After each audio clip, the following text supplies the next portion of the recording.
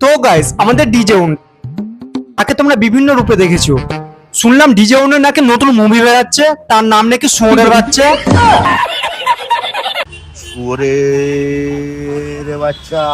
তোমরা কি জানো তার মুভির নাম শুয়োরের বাচ্চা? এর নামটা কোথা থেকে এলো তবে শুনো। ডিজেউনে পুরনো একটা মুভি বেরিয়েছিল, তার নাম হচ্ছে বাদশা।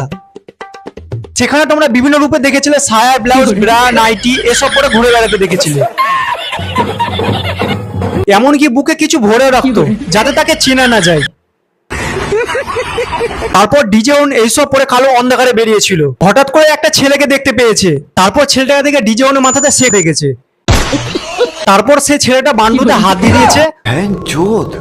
সাথে সাথে ছেলেটা ডিজেউনকে শুয়োরের বাচ্চা বলে গাল দিয়েছে। তারপর ডিজেউনের নতুন মুভি বেরোলো, তারপর কোনো নাম খুঁজে পায়নি, তাই জন্য মুভিটার নাম রেখে দিয়েছে শুয়োরের বাচ্চা। কোন দিক দিয়ে? নায়িকার দিক দিয়ে। বাবা গান মারছে, এটা নাকি শুয়োরের বাচ্চা নায়িকা, এ মানে ডিজেউনের নায়িকা। আবে সালে বাবা। আচ্ছা নতুন নায়িকা নাকি এটা? Yes yes. বারা মুভির নাম শুয়োরের বাচ্চা আর হাব ভাব দেখছো? Yes yes yes. कैसे कैसे लोग रहते हैं यार। বাদশা ডিজেউনের আজ ওয়েব সিরিজ রিলিজ হলো। সালা আমার ইচ্ছা করছে গোলাপ ফুলটা ডিজেউনের পদে ভরবি।